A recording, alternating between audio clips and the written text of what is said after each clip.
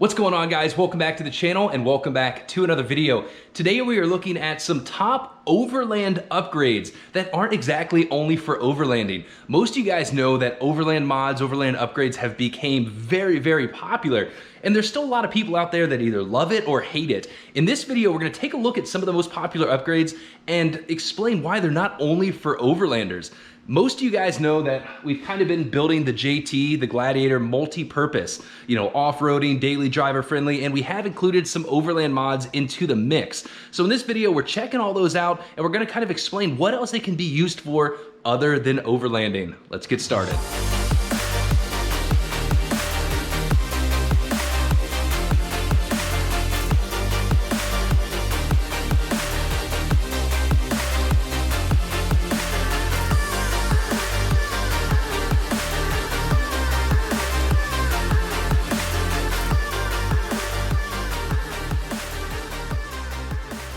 So most of you guys know that I'm not the person to go to when it comes to overlanding upgrades.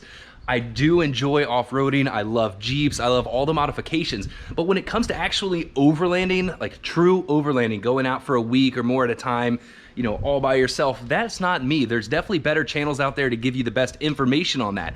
But when it comes to, usable upgrades, that's what we're gonna talk about in this video. So, I briefly talked about the Jeep Gladiator and how we've kind of outfitted it to be, kind of a one-all do-all. We do have 37s, the axles are re-geared, truss, gussets, all those goodies on this. It is still a very friendly, daily driver, and we have done some overland upgrades. Now on the JK, there's really no overland upgrades at all on this. This thing's mostly built for driving on the highway to go hit the trails.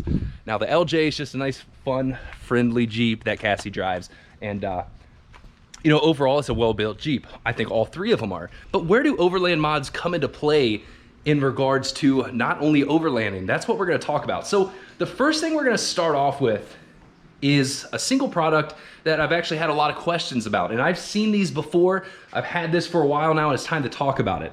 The first one we're gonna go over is a little portable battery unit. So let's go ahead and turn our light on here. What we have here is a portable battery pack from Jackery.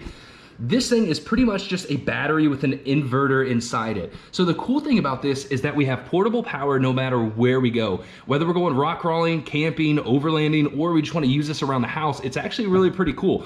Now, one thing I kind of want to preface all of these things with is the fact that they are usually expensive. When it comes to overlanding, all these parts usually have a premium price tag on it. So let's dive into what we're talking about here. Now, we have our basic power inverter here. You guys have probably used these before. They're pretty old school.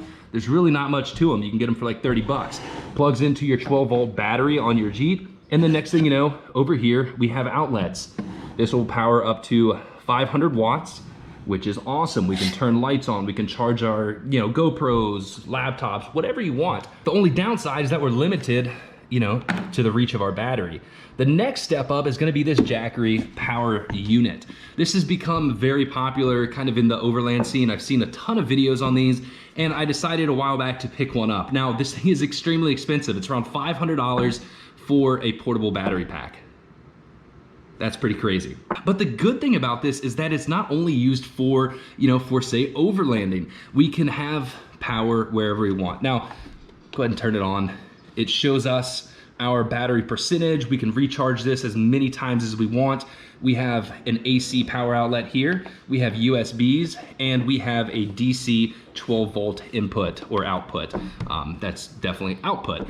But the cool thing about this is that I've used it multiple times when it kind of leads into the other upgrades. When we're going camping, that thing can charge, for example, Cassie and I were camping with the kids. Cassie still had work to do, so she was up in the rooftop tent, which we'll talk about in a little bit, and she was able to charge her laptop. We also had a set of little LED string lights that were powered by it. The kids were charging their little iPads on there, and I was charging my GoPros. So it definitely is multi-use, and it's pretty cool. At home here, I've used it before. In the garage, definitely a neat little unit. So when most people think of all this stuff, they're thinking, oh, it's only for overlanding, but in reality, you can use it for anything. Now, it is pretty expensive, but let me go ahead and unplug this light here. See how it works. So we're gonna plug it in, turn our display on, press the AC power button, and what do you know? We have light. So there's a lot of different uses for this. We can even keep it at home. And if we ever have the power go out in the house, we can at least run a few things. So let's move on to the next one. I know that one's not the most exciting thing, but this thing works really, really good. I've used it multiple trips, and definitely seems like a good idea to bring with you on camping trips, overlanding, or if you're just going off-road and you'd like to have access to some type of power. And you know, this thing puts out 500 watts, so there's definitely a good amount of things you can run on it. Let's move on to the next item. The next thing we're gonna talk about is fuel. Everybody knows that Jeeps are highly non-fuel efficient. They suck gas like crazy. Most Jeeps have a pretty small gas tank, anywhere from 16 to 18, 19 gallons. Whether you're going overlanding, rock crawling, trail riding, any of that, you're usually in the middle of nowhere where you can't quickly go to a gas station to fill up. Depending on your plans, how long you're gonna go out for, it's nice to have an extra gas can. Now, what is this? This does not look cool. Nobody likes these guys. That's gonna lead into our next topic, which are Rotopacks. This guy, I have no idea how old this is. It's an old, trusty gas can. This is what I keep in my garage here for my lawnmower, weed eater, all that stuff. But what is the off-road version of this? That is the Rotopack. So let's go check those out. Rotopacks are also kind of the stereotypical overlanding upgrade. You know, you see some of these things plastered all over Jeeps everywhere, but I will admit they are pretty cool. We have one on the LJ back here. We kind of just mounted it to this spare tire rack on the LJ, and it's very, very handy. This thing, from like what I've noticed, we always keep it full. Unlike those standard little gas packs, this thing does not leak, and it's always with us. So whenever we go on a trip, it's always on the Jeep. If we need to fill it up, it's really easy at the gas station. We just pop this, put it in, fill it up. It doesn't leak. It's a very, very well-designed gas can. Now, on the JT, we have another one back inside the bed. We also have a water Rotopacks. These things are really, really neat. They do not leak. They're very, very portable, and they're easy to mount. The good thing about these in regards to non-overlanding is that you can really use them for whatever. They're always mounted somewhere on your Jeep. They're not gonna leak. They're not gonna fall over on like those things. You know, you strap that down in the back of your Jeep, next thing you know, there's gas freaking everywhere. The Rotopacks definitely have a place for everybody. Even if you don't off-road, it's a good idea to have spare gas with you, just in case you're going on a long road drive, a road trip, whatever. You run out of gas, at least you have another gallon or two of fuel. Now, if you're going on some really long adventures, overlanding trips, 2 gallons probably isn't gonna be the best thing for you. You're gonna need more than that. The good thing is that the Rotopacks can be stacked. Overall, they're really, really cool. I've used them, you know, I think the past year, I've been using them a lot. Now, the downside to these Rotopacks is they're freaking expensive. Each one of these little gas cans is like 60, 70 bucks. You have to buy the mounts. You gotta figure out somewhere to put it, but overall, it's really neat. Man, the garage is really dim, sorry about that. But Rotopacks, you know, everybody kind of makes fun of them, but in the end, I'm gonna put one on the JK. Even though we're never gonna be overlanding with this, you know, we go rock crawling on trails, it's nice to have a little bit of extra fuel that we don't have to worry about. It's pretty neat. Hopefully you guys see what I'm saying and kind of the vibe I'm going with in this video. I'm not hating on Overlanders at all. You know, it's a cool style of off-roading. It's really, really cool. But then there's a lot of people that buy these Overland upgrades and don't use them, like me. And there's nothing wrong with that. Let's move on to the next item. Next up is the Overland fridge.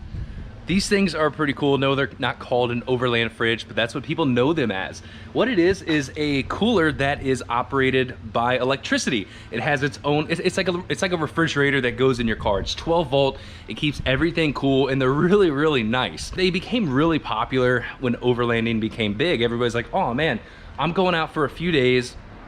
Ice coolers aren't gonna work that long, and they're kind of heavy. Let's move over to an electric fridge. They are really, really neat, guys. Once again, pretty expensive. Now, I decided to go with the Iceco portable fridge. I did a review on it a while ago, and I said, hey, I'll let you guys know how it works. This thing has been working like a champ.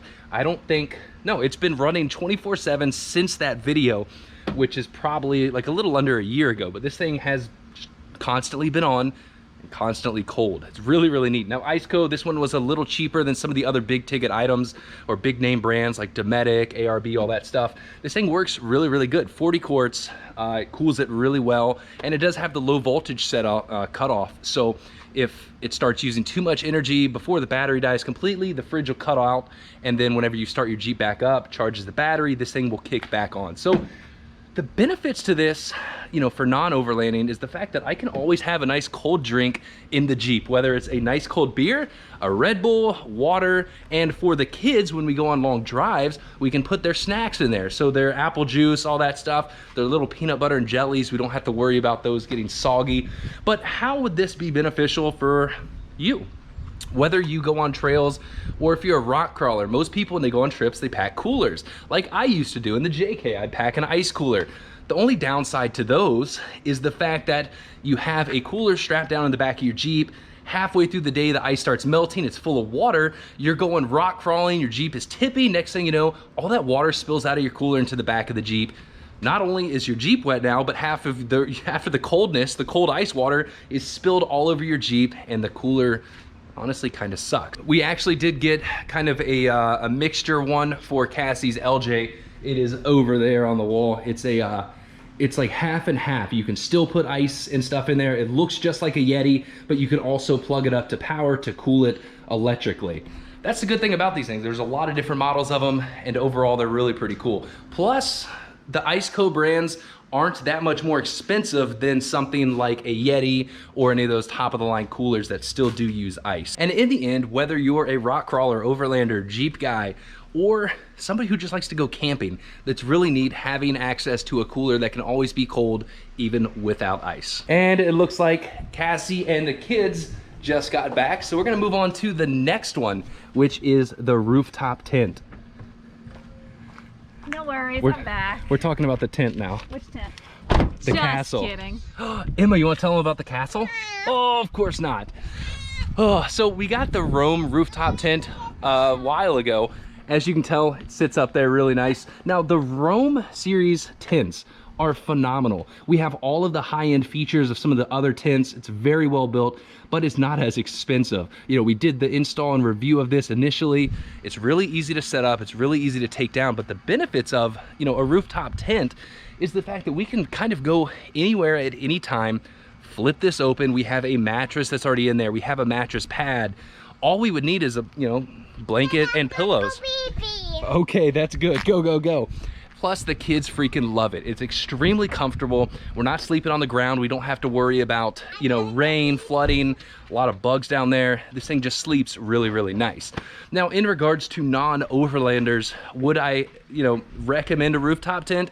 That kind of depends on your style of off-roading and what you plan on doing with the Jeep.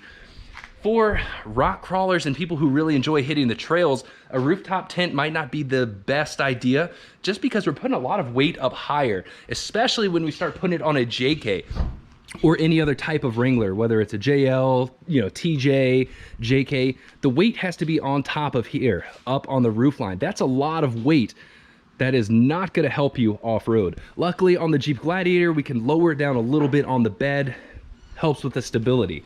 But even if you don't plan on long overlanding trips, if you're just somebody who likes to go camping in your Jeep, the rooftop tents are pretty neat. They're already there. You don't have to worry about loading up your Jeep with all your camping gear. You flip it open, you are good to go. Cassie, how do you like it? 2 thumbs up. What are you eating? It's really easy to set up, and I think it's extremely comfortable. It is, and it's so we are very like spur of the moment people. We're terrible planners. And we've had to use this tent twice now, where we went out wheeling with some friends and then ended up camping. And we did not plan on doing that whatsoever. Exactly. So it's really nice. It's already on the Jeep. Yeah. So yeah, like she was saying, we were out wheeling with buddies. The plan was just to hit some trails and then go home for the day. And everybody's like, oh, why don't you just stay in camp? You have the tent on top. You have the tent, and we're like, yeah, right. and we didn't have an excuse. So, you know, if we didn't have a tent with us, we probably wouldn't have been able to stay. But hey, we flipped open the tent. Boom. And boom, we were good to go. Yeah. Yeah. Oh, so while Cassie's here, and she just mentioned that we are horrible at planning. I am horrible at planning. I know a lot of YouTubers like sit down and write scripts on what they're gonna talk about. I just kind of go for it, just wing it. I think it's kind of the only way to do it, because then it's all natural. What are you asking? In case I forget anything. This. Uh-huh. We've used that a few times. Quite a few times. It's pretty handy, right? Is there anything like you could add to that? Other than that, it's handy? Yeah. Like what else could we, like I'm trying to think, like, you know, camping, you can power a little fan a portable fan, lights, just like camping specific.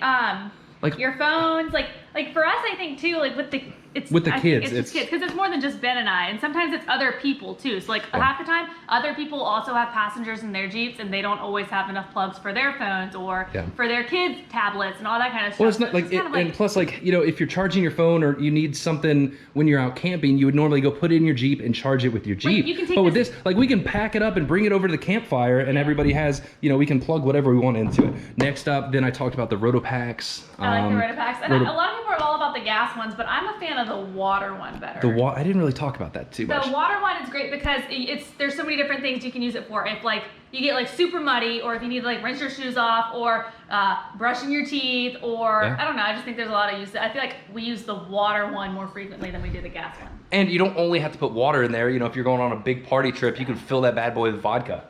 I was gonna say beer, but sure, if you want to like. I don't know if beer. I don't know if I'd work. The beer might go bad in there, but like liquor, you know, that'd be okay. I guess liquor wouldn't really go bad.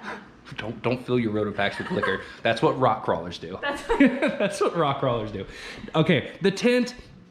If you're somebody who just enjoys off-roading and camping with your Jeep, rooftop tents are a great idea. You know, it's already there. Yes, they are a little bit expensive, but you can get a nice one like Rome for a pretty decent price. So we talked about the rooftop tent in that last video, but you know, the rooftop tent's kind of iffy on this one because I think that rooftop tents are... Oh, I thought of another use for this battery pack. It's very important. When you break something on your Jeep and you have to fix it at nighttime and you need lighting under your Jeep, like if you did something to your control arms or your sway bars or whatever. Yeah, you could plug in a light. Plug in a light, and then you got light all up in the front of the Jeep. Plus you have a light. And the good thing is that this is rechargeable with a 12-volt input, so you can charge it with your Jeep. Boom. And it also comes with an adapter for like wall outlets. And I think the last thing we're gonna talk about and kind of go out and use in this video are going to be traction boards. Man, I just spit. Traction boards, max tracks. Definitely, this is the #1 thing that people make fun of in regards to overlanding. Go on to any like rock crawling page and post up a picture of a traction board. It's funny to see the comments, but there's a lot of scenarios where traction boards can be very, very useful. And we're gonna go out and off-road today and kind of test it out, not only with the Gladiator, but with the JK as well. Are the traction boards gonna work on a heavy Jeep with 40s, or are they just gonna break? So I added these not too long ago. You've seen these before. They're just traction pads. When you put, you know, if you're stuck, you put this down in front of your tire and you're supposed to get some good traction.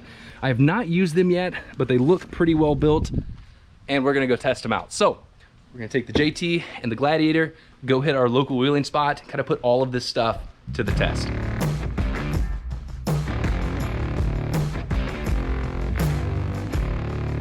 We're out here at the local wheeling spot today. It is really muddy. It rained last night.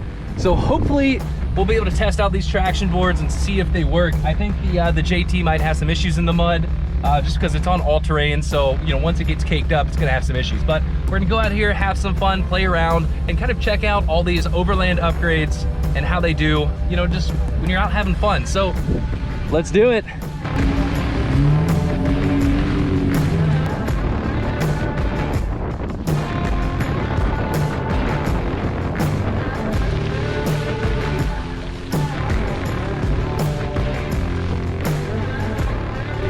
I was kind of hoping she was gonna go through the deeper mud, but now we gotta go catch up to her. The goal for today is to get Cassie stuck. Sorry, Cassie.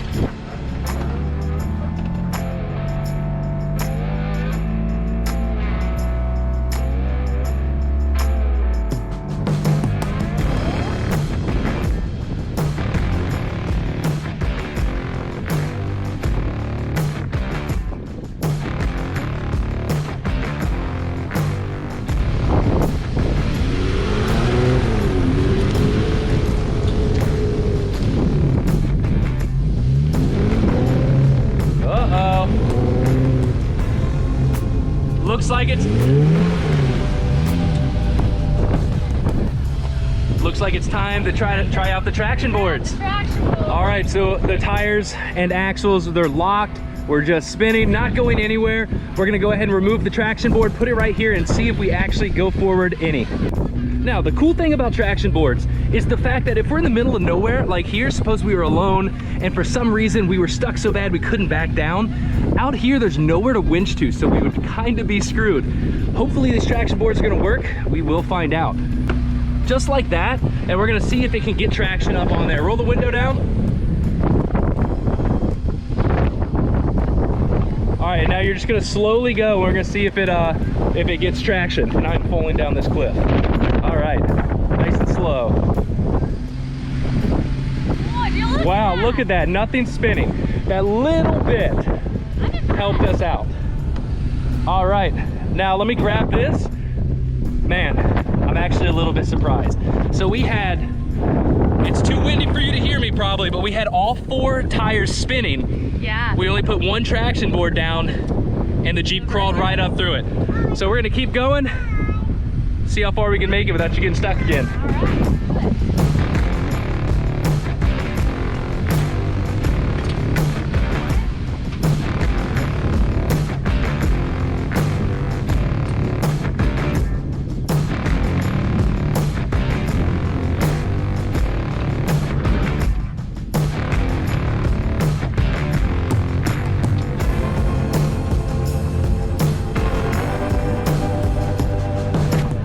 So clearly the traction boards do actually work. A lot of people think, oh, it's just an unneeded Overland upgrade or kind of like a fad.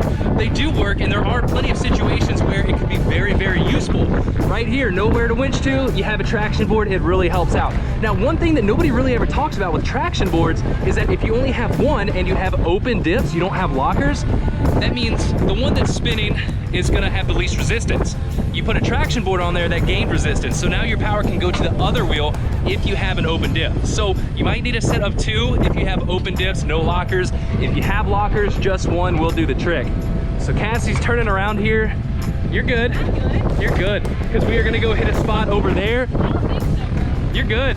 Now, the JT did have issues down here because as you can tell, this stuff is really, really sticky and clay. It's disgusting. So the JK didn't have any issues because the tires are a little more aggressive. And that's what it comes down to in the end. You know, don't rely on the traction boards to get you out of stuff. Because if it's that bad, really nasty out, even traction boards, you know, might not get you out. So we're gonna play around a little bit more and hopefully find a spot that I can get the JK stuck.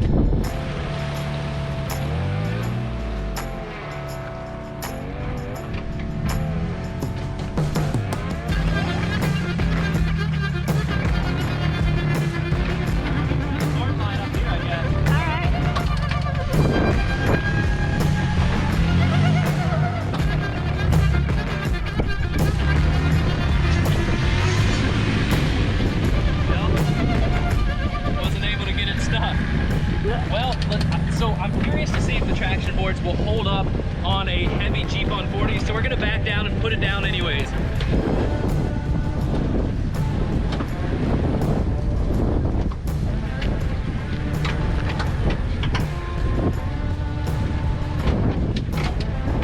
We are just gonna stop it right here where we would drive up. And I'm curious to see how this thing holds up. See it. Ah.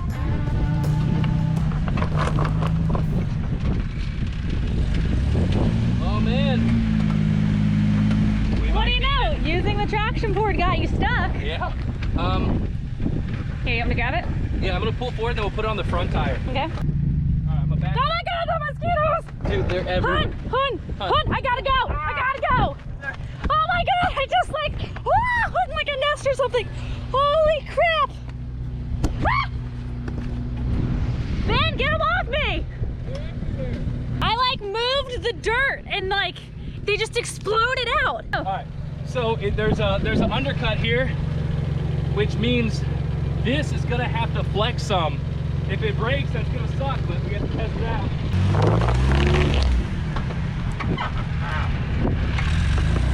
Let's see how it did. Goodness, these mosquitoes. So? It didn't break, it doesn't look Did like. not break. It's kind of impressive. Yeah. Now, a lot of the cheaper ones on Amazon, I've heard these nubs break off over time. Looks like they're all there. Oh, nope. We did break a few off. Right there. So we'll clean this up and see what other damage. I mean, you can see that nub right Yeah, there that one's broke off. gone. That one's gone. You know. Yeah, quite a few of them are missing. Yeah. So, you know, I was kind of expecting that. Heavy Jeep on 40s, pretty gnarly tires. I was assuming they're gonna break, but overall, it seems like it did a pretty good job. Yeah. The mosquitoes are really bad. Yeah, I didn't bring bug spray. Yeah, we'll finish this video off in the garage where there's no bugs. Can you see these things? They are everywhere.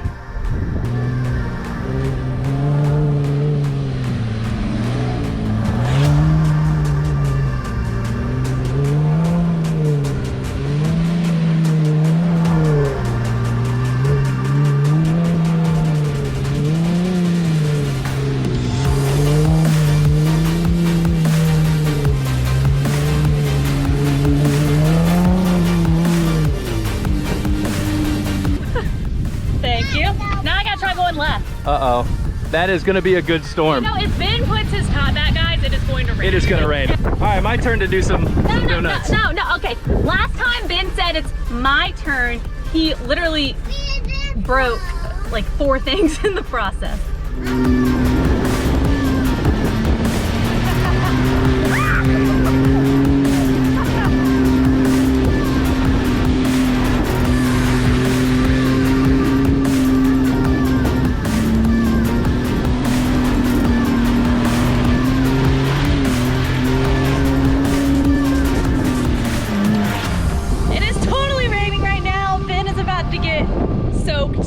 But he should just put his top back on. I think he's got his uppers to the doors.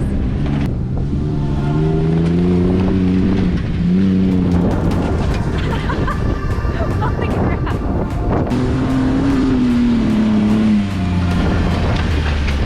Your tires gotta look cleared out. Yeah, that was fun. Mosquito City, let's go home.